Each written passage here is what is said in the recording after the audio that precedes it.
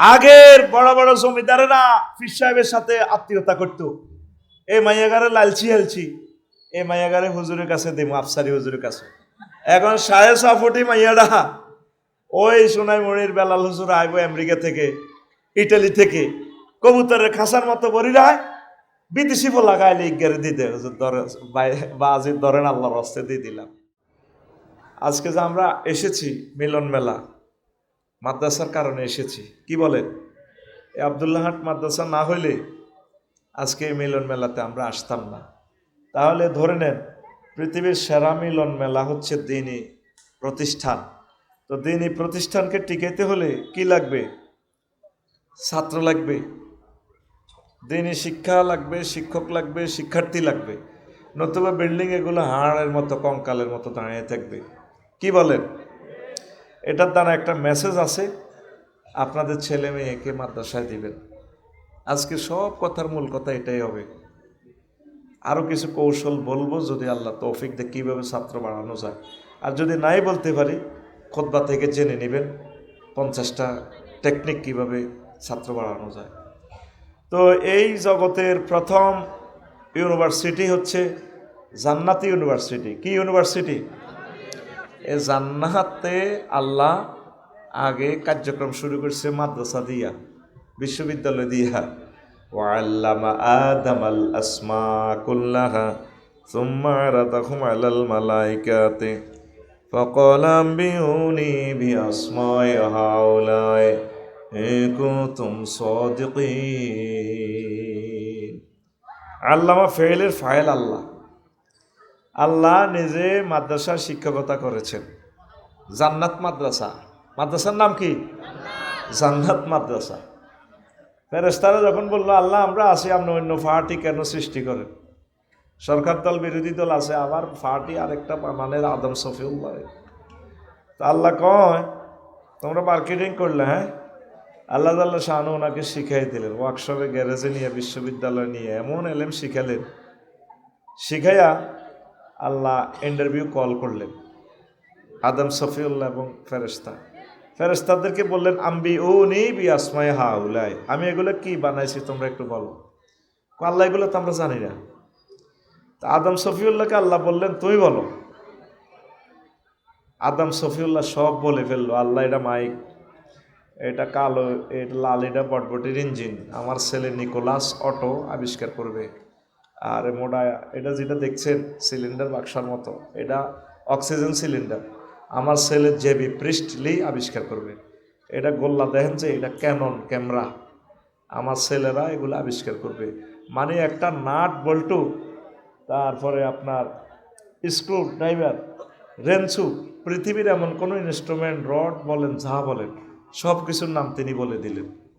যদি আল আসমা শব্দটা আলিফ লাম ইস্তেগরাকি ধরেন তাহলে আয়াতটার অর্থ হবে এটাই। সব কিছু আল্লাহ আদম সফিউল্লাহকে শিখাইছে জান্নাত মাদ্রাসা। কোন মাদ্রাসা? কোন মাদ্রাসা? তাহলে আমরা বুঝলাম পৃথিবীর প্রথম বিদ্যাপীঠ পৃথিবীর নয় এই জগতের জান্নাত মাদ্রাসা। এই জন্য ওহির প্রথম মেসেজ ইকরা বিসমি রব্বিকাল্লাযী খালাক, পড়ুন আপনার রবের নামে। পড়া পৃথিবীতে আছে 1000 কোটি মানুষের শিক্ষিত, সবাই এখন সে আনা। ছোট বাচ্চারাও মোবাইল টিপতে জানে, তাইলে সেও আলেম। কিন্তু আলেম যে প্যাঁচ হলো এক জায়গায়, রবের নামে পড়াটা নাই। কার নামে পড়াটা নাই? আজকে ঢাকা মেডিকেল কলেজের যে একজন ছাত্র মারা গেল, আমার প্রিয় ভাই, চলে গেল মায়ের সামনে একসাথে, মায়ের ছেলে, মা এখনও জানে না ভূমিকম্পতে ছেলে মারা গেছে, মা অপারেশন থিয়েটারে। সে আলেম, কিন্তু ইসলামী পরিভাষায় ওহির জ্ঞান না থাকলে, রবের জ্ঞান না থাকলে তাকে আল্লাহ আলেম সার্টিফিকেট দিবেন না। তাহলে পৃথিবীর শিক্ষানীতিটা ঠিক আছে, সমস্যা এক জায়গায়, শুধু রবকে ঢুকাইলে হয়। সুবহানাল্লাহ বলে। আপনার মেয়েকে ডাক্তারি পড়ান, কোনো আপত্তি নাই, ইঞ্জিনিয়ারিং পড়ান, ত্রিফল পড়ান, ব্যারিস্টারি পড়ান, সুন্দর, জাতির খ্যাতমত হয়, দুনিয়া আখেরাত দোনোটা হবে। তবে সিলেবাসে দয়া করে রবের নাম ঢুকাবেন, রাসূল সাল্লাল্লাহু আলাইহি সাল্লামের নাম ঢুকাবেন। যেই পড়াতে রব নাই, যেই পড়াতে রাসূল সাল্লাল্লাহু আলাইহি সাল্লাম নাই, পৃথিবীর সব পারলেন, আবিষ্কার করলেন, লাভ নেই। এই পড়া আপনার এক পয়সার কাজে আসবে না। 3 কোটি টাকা খরচ করে আপনার ছেলে মেয়েকে ডাক্তার বানাইতেছেন নগদ ইনকামের জন্য, মাদ্রাসাগুলো খালি। কি জবাব রবকে দিবেন? সমগ্র বাংলাদেশের সরকারি আলিয়া মাদ্রাসাতে দরসে হাদিস বন্ধ। 2002 সালে সারসিনা থেকে কামেল পড়লাম আমরা 108 জনে। সহিহ আল বুখারী আমরা তেলাওয়াত করেছি, খতম করেছি, সিহাই সিত্তা।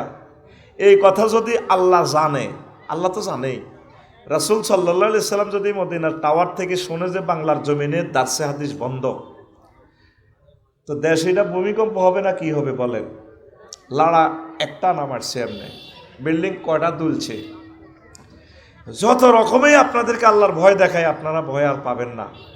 বিল্ডিংয়ের তলে চাপা পড়ে যদি আজকে 8 কোটি মানুষও মারা যেত, বাকি 12-14 কোটি যা থাকতো এরাও আল্লাহরে মানার সম্ভাবনা দেখতেছি না। আমাদের কলিজা হার্ড হয়ে গেছে, অনুসিদ্ধান্ত।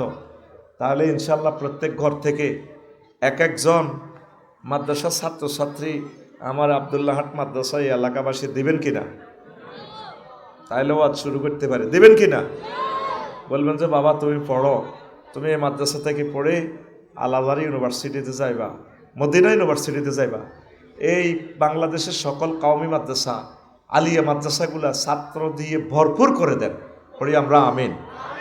আবু দারদা রাদিয়াল্লাহু তাআলা আনহু থেকে হাদিস, তিনি বলেন আমি আল্লাহর রাসূল সাল্লাল্লাহু আলাইহি ওয়াসাল্লামকে ওয়াজ করতে শুনেছি। আল্লাহর রাসূল একদিন ওয়াজ করতেছেন আমাদেরকে, মান সালাকা তারিকান ইয়াতলুবু ফীহি ইলমান সালাকাল্লাহু বিহি তারিকান মিন তুরুকিল জান্নাহ।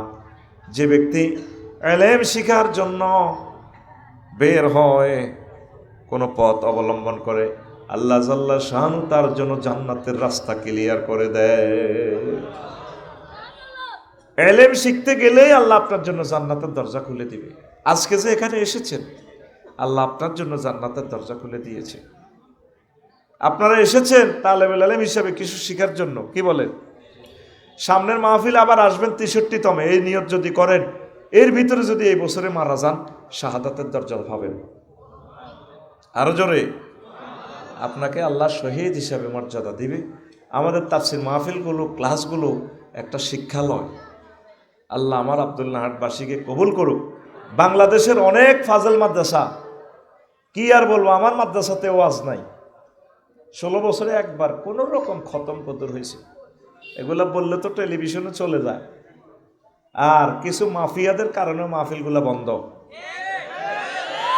মাহফিলগুলা নিয়ে গেছে রাজনৈতিক ইস্যু হিসাবে। মাহফিল হলো আল্লাহ এবং রাসূলের, উনি আসি রাজনীতি বক্তৃতাতে আমার দলের ভোট দিয়েন, এই করিয়েন সেই করিয়েন, উল্টে আবার আমার ঘরে কয় আমরা নাকি রাজনীতি করি।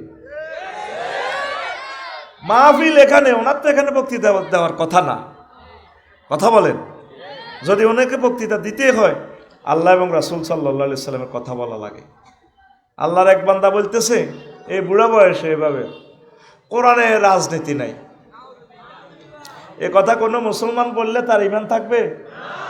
হ্যাঁ, কোরআনকে আমি প্রশ্ন করলাম, মনু কেমন আছিস? আফসারি ও আসি ভালো। আচ্ছা তুই আমার একটু বলছে, বাংলাদেশে কোরআন 38টা মন্ত্রণালয় আছে, মন্ত্রণালয়গুলো নিয়ে কি তোমার ভিতরে কোনো আয়াত আছে কিনা? কোরআনে কারিম আমাকে বলে আফসারি আবার জিগায় তিবিয়ানান লিকুল্লি শাইইন, আমি মহাগ্রন্থ আল কোরআন প্রত্যেক বিষয়ে কথা বলেছি। আর জোরে, আমি কোরআনকে বললাম মনু শুনছে, প্রথম মন্ত্রণালয় হচ্ছে পার্বত্য চট্টগ্রাম বিষয়ক মন্ত্রণালয় বাংলাদেশের, এটা নিয়ে কোনো কথা আছে কিনা? কোরআন আমাকে বলে আফসারি 30টা আয়াত আছে। ওয়াজআলনাল জিবালা আওতাদা, আমি আল্লাহ পাহাড়কে পৃথিবীর খুঁটি হিসাবে, ফেরাগ হিসাবে বানিয়েছি। কইলাম কোরআন রে আর কি আয়াত আরো শুনবেন? আফালা ইয়ানজুরুনা ইলাল জিবালি কাইফা নুসিবাত, তারা কি আমার পার্বত্য চট্টগ্রামের দিকে তাকায় না? বিশ্ববাসী, বাংলাদেশবাসীরা, আমি মাওলায় পাহাড়কে কিভাবে সুবিন্যস্ত করেছি। পাহাড় বানাইছে কে? তাহলে পাহাড়ে আইন চলবে কার? এরপরে কোরআনের কইলাম মনুরে, বেসামরিক বিমান পরিবহন ও পর্যটন মন্ত্রণালয় নিয়ে কোনো কথা আছে কিনা, এটা 4 নম্বর মন্ত্রণালয়।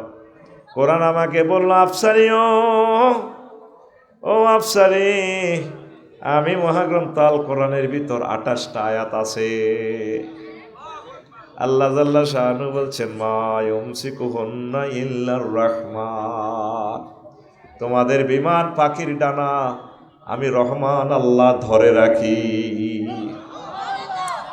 কি নাই কোরআনে? কইলাম প্রতিরক্ষা বিষয়ক নিয়ে কথা আছে কিনা? আবার জিগায় খুজু হিজরাকুম, 11টা আয়াত আছে। কইলাম স্বরাষ্ট্র মন্ত্রণালয় নিয়ে মেসেজ আছে, এটা তো বাংলাদেশের 17 নম্বর মন্ত্রণালয়। আফসারি 258টা আয়াত আছে। কি নাই কোরআনে? বস্ত্রফাট মন্ত্রণালয় 30টা আয়াত আছে। কইলাম যে ডাক টেলিযোগাযোগ ও তথ্য প্রযুক্তি নিয়ে, আবার জিগায় আছে। মানে একটা সূরার নামে তো হইল সংবাদ, সূরা নাবা। সুলাইমান আলাইহিস সালাম চিঠি দিয়েছে, মুহাম্মদ রাসূলুল্লাহ সাল্লাল্লাহু আলাইহি ওয়াসাল্লাম দিগন্তে চিঠি দিয়েছে। এই চিঠি টেলিযোগাযোগ প্রযুক্তি মন্ত্রণালয়, তো আমি কোরআন এগুলো ডিজাইন করেছি। সুবহানাল্লাহ। এরপরে কোরআনের কইলাম, কোরআন রে, পানি সম্পদ মন্ত্রণালয় নিয়ে কোনো কথা আছে কিনা? আপনারা তো শুনবেন যে নবীর দেশে তো নদী নাই। 266টা আয়াত মহাগ্রন্থ আল কোরআনে পানি সম্পদ মন্ত্রণালয় নিয়ে আছে। কোরআনের কইলাম, মনুরে, কৃষি মন্ত্রণালয় নিয়ে কোনো কথা আছে কিনা? আবার জিগায়। আল্লাহ ডাইরেক্ট থ্রেট দিচ্ছে, আ আনতুম তাজরাউনাহু আম নাহনু যারিউন, তোমরা কি ফসল ফলাও নাকি আমি আল্লাহ ফসল ফলাই? কৃষি মন্ত্রণালয় নিয়ে 81টা আয়াত মহাগ্রন্থ আল কোরআনে আছে। সুবহানাল্লাহ বলেন। এরপরে কোরআনকে বললাম, কোরআন রে, ও কোরআন, শিক্ষা মন্ত্রণালয় নিয়ে কোনো কথা আছে কিনা? আফসারিও 782টা আয়াত আছে। আর আমাদের শিক্ষা মন্ত্রণালয়ের যেভাবে ছাত্র কমানো যায় মাদ্রাসা থেকে, এখানে পড়া আছে মাস্টার্স লেভেলের, ইংরেজি বাংলা সব আছে। খানার বেলা হুজুরের আর নাই। কোন পাগলে মাদ্রাসাত ফলাইন দিব? যদি মাদ্রাসার ছাত্রদের থেকে পররাষ্ট্র সচিব বানাইতো, উপজেলা নির্বাহী অফিসার বানাইতো, সেনবাগে তো একজন আল্লাহ রশেষ রহমতে টিচার্স ট্রেনিং ইনস্টিটিউটে চান্স পাইছে বিসিএস ক্যাডারে, আলহামদুলিল্লাহ। সুইডেনের রাষ্ট্রদূত বানাইতো, সুইডেন বাদ দিলাম, হুজুরেরা কি ইংরেজি আর পারেনি? হিজ্ঞা কইছে কথা, হিজ্ঞা করতে আছে ফোন। এদিকে চাইলে কিন্তু আবার ক্যামেরাতে হয়ে যাবেন ভাইরাল। 50 মিনিট কথা শোনেন আগে, ফিসে বসে দেখিও না তা করে। তো এখন সৌদি আরবের রাষ্ট্রদূত তো রাখতে পারতো হুজুর, পারতো কিনা? আসেনি। সৌদি আরব, কাতার, দুবাই, মালয়েশিয়া, মুসলিম দেশগুলোতেও তো আলেম রাখতো। একজন সেনাপতি অন্তত একবারের জন্য মাদ্রাসা স্টুডেন্ট দেখ না, পুলিশ সুপার একজন মাদ্রাসা রাখুক, দেখবেন বাংলার জমিন সিরাজউদ্দৌলার মতো প্রতি ঘরে ঘরে মাদ্রাসা হয়ে যাবে। মাদ্রাসাকে হত্যা করার জন্য গানের শিল্পী নিয়োগ করতে চায়, কত কিছু করতে চায়। আল্লাহ নুরানি এবং হেফজ মাদ্রাসার মাধ্যমে প্রাইমারি স্কুলগুলো জয় বাংলা করে দিছে আল্লাহ। ওহির এলেমকে যারা বাধাগ্রস্ত করবে, আল্লাহ তাবারাক ওয়া তাআলা তাদেরকে ফদে ফদে জিল্লতি করাবেন। আপনি সিদ্ধান্ত নেন, খেয়ে না খেয়ে আমরা আমাদের ছেলে মেয়েকে মাদ্রাসায় পড়াবো, তারপর দুনিয়াবী শিক্ষা আমরা দেব। আর যদি জেনারেল লাইনে পড়াই, তাকে কোরআন শিক্ষা, কোরআনের ট্রান্সলেশন, শানে নজুল, আয়াতে কারিমা, সব কিছু মাসলা মাসাইল যাতে সে 100% বুঝতে পারে, তাহলে তাকে আমরা ওই শিক্ষাটা দিয়ে দুনিয়াবী শিক্ষাটা আমরা দেব। আমাদের প্রতিটা ঘর, প্রতিটা অফিস আমাদের যাতে মাদ্রাসা হয়ে যায়। পড়িয়া আমিন। রাসূল সাল্লাল্লাহু আলাইহি সাল্লাম বলছেন, ওয়াইনাল মালাইকাতা লাতাদাউ আজনিয়াতা রিজান লিতালিবিল ইলমি, রহমতের ফেরেশতা শিক্ষার্থীর জন্য এই নূরের ফাকনা, নূরের কার্পেট বিছিয়ে রাখে। তাহলে বাংলাদেশে যতগুলো ছাত্র আছে তাদের পায়ের নিচে কি আছে? নূরের কি আছে? ফাঁকনা আছে। যদি আল্লাহ বিরোধী পড়ে, রাসূল সাল্লাল্লাহু আলাইহি সাল্লামের বিরোধিতা পড়ে, এদের ফাঁকার এদের পায়ের নিচে ফাঁকনা নাই, আছে? তাহলে এই সম্মান শুধু দ্বীনি ইলমের কারণে, যেটা বলছে দ্বীনি ইলমকে নিয়ে কথা বলার জন্য। ওয়া ইন্নাল আলেমা লা ইস্তাগফিরু লাহু মান ফিস সামাওয়াতি ওয়া মান ফিল আরদ। আর আলেমদের জন্য আসমান জমিনে যা আছে সব কিছু আলেমদের জন্য দোয়া করে। আলেম মানে ওহির ধারক বাহক। ইঞ্জিনিয়ার, ডাক্তার, ব্যারিস্টার, ওনাদের কথা আমি বাদ দিচ্ছি না, তবে ওনারাও যাতে ডাক্তার জাকির নায়েকের মতো কোরআন স্টাডি করে, তাহলে তারাও আলেম হয়ে যাবে ইনশাআল্লাহ। পড়ি আমরা আমিন। এরপরে রাসূল সাল্লাল্লাহু আলাইহি সাল্লাম বলছেন, ওয়াল হিতানু ফি জাওফিল মায়ে, সমুদ্রে পৃথিবীতে যত দেশে মাছ আছে, শিং মাছ, বোয়াল মাছ, তিমি মাছ, সব মাছের মুনাজাত ধরতে আছে, আল্লাহ ওহির ধারক বাহকদেরকে, আলেমদেরকে, শিক্ষার্থীদেরকে, ছাত্রছাত্রীদেরকে আল্লাহ আপনি কবুল করেন। পৃথিবীর কোনো মনীষী, কোনো বিজ্ঞানী শিক্ষার্থীর জন্য এত সম্মান দিয়েছে? দিছে কিনা?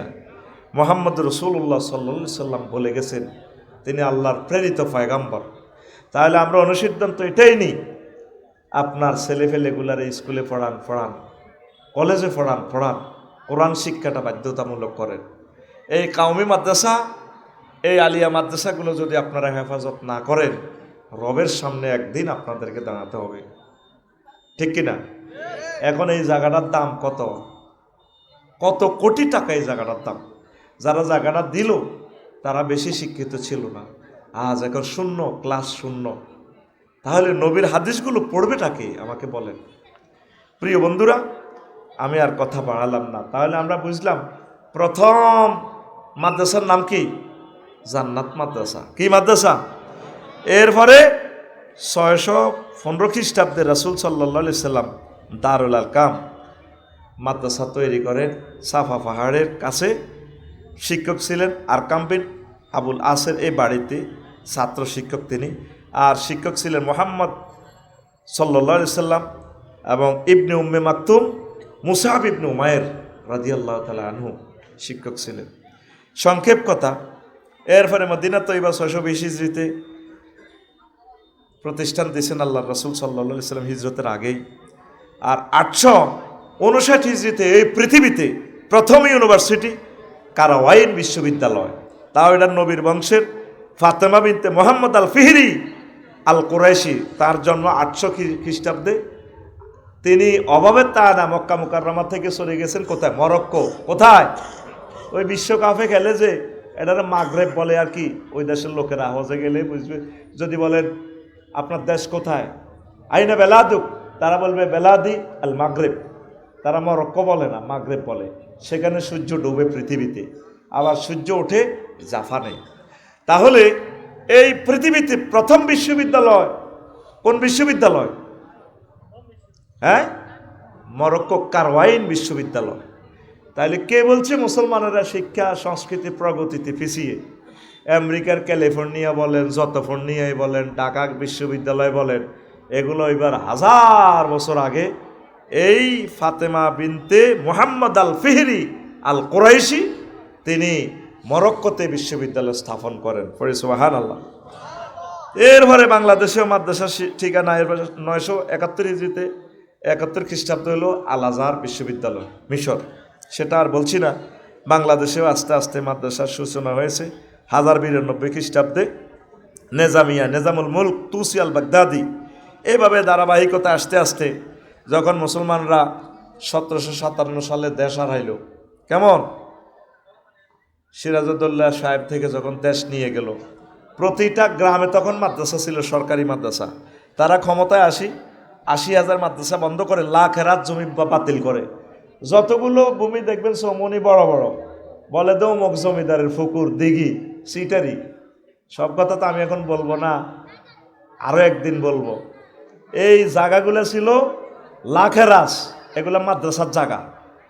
দেখবেন বড় বড় দিঘি শহরে যেগুলা, কারণ হিন্দুরা দেশ শাসন করার আগে তো আমরা মুসলমানরা দেশটা শাসন করছি 500 বছর, ঠিক কিনা? এই জন্য প্রথম এই নকশাটা হুমায়ুন, শেরশাহ, আকবর, এগুলো তো শুধু বিয়ে করছে আর হুমায়ুনের শেরশাহ মারছে, শেরশারে ঈশাকা মারছে, ঈশারে 12 ভূঁইয়া কোবাইছে, এগুলো করছে কোবাকুবি। এই ব্রিটিশরা আসিয়ে লর্ড ক্লাইভ প্রথম জরিপ করছে সিএস কতিয়ার। এই লাখের হাজার জমিগুলা সমনিতে দেখবেন বড় বড় প্লট, গভর্নমেন্ট রেভিনিউর জায়গা, আসলে এগুলা মাদ্রাসার জায়গা। মিটপুর হাসপাতাল এটা মাদ্রাসা। পুরো ইতিহাসগুলো যদি বলতাম, মহসিন কলেজ মাদ্রাসা। আমাদের নবাব ফয়জুন্নেসা চৌধুরীর যে নবাব ফয়জুন্নেসা কলেজ, এটাও ছিল ইসলামিক মাদ্রাসা। আল্লাহু আকবার বলেন। আপনি অবাক হয়ে যাবেন ঢাকা ইউনিভার্সিটির মনোগ্রামে কেন ইকরা বিসমি রাব্বিকাল্লাযী খালাক। নবাব স্যার সৈয়দ সলিমুল্লাহ যে জায়গাটা দিয়ে গেছে, পৃথিবীর অন্তত 30টা রাষ্ট্র কিনতে পারবেন, ছোট ছোট রাষ্ট্র যেগুলা। ঢাকা শহরটা বিশ্ববিদ্যালয়ের জায়গাটা যদি আপনি বিক্রি করেন, কথা ঠিক কিনা? দিছেন। উনি ম্যাজিস্ট্রেট ছিলেন, চাকরি ছেড়ে দিয়ে রাজনীতিতে যোগ দিয়েছেন। আমার বাংলার মুসলমানদেরকে হেফাজত করতে হবে, তাদের শিক্ষা সংস্কৃতির জন্য। তারই জায়গাতে BUET, Dhaka university, Dhaka medical college, একমাত্র পৃথিবীর একমাত্র দানবীর যিনি রাজধানীর বুকে এত বড় সম্পদ দিয়ে গেছেন। আর সেই জায়গাতে স্যার সৈয়দ সলিমুল্লাহ আল্লাহর একজন অলি, সেখানে কোরআন তেলাওয়াত করতে বাধা। সেখানে নেজামি সাহেবের মতো মানুষের ফিরাইয়া পাঞ্জাবি খোলে। আল্লাহ শাহানু এগুলো লিখে রেখেছেন। সাদিক কাইয়ুমের মাধ্যমে আবার ঢাকা ইউনিভার্সিটিতে কোরআন তেলাওয়াত শুরু হয়ে গেছে।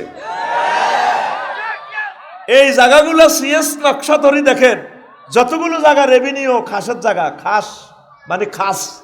এই সেই 1757 সালে নেওয়ার পর, তারপরে 1865 সালে যখন সিপাহী বিদ্রোহ হলো, 1857 100 বছর পর, সকল আলেমেরে মারিয়া ব্রিটিশেরা গাছে গাছে ঝুলেছি ভারতীয় উপমহাদেশের। আলেম শূন্য। হাজী আমদাদুল্লাহ মুহাজির মক্কি রহিমাহুল্লাহ তাআলা সহ, শহীদ ইসমাইল শহীদ সহ সবাই যখন ফালিয়ে গেলেন, মাওলানা কাসিম নানাতুবি রহমতুল্লাহ আলাইহি তিনি এই মাদ্রাসা প্রতিষ্ঠা করেন। এটা হয়েছে 1866 সালে। কিন্তু ব্রিটিশেরা 1780 সালে Kolkata Islamic college, Kolkata Mohammedan college academic নাম দিয়ে কলকাতা আলিয়া, মানে আমাদের শিক্ষা প্রতিষ্ঠানগুলো নিয়ে গেছে।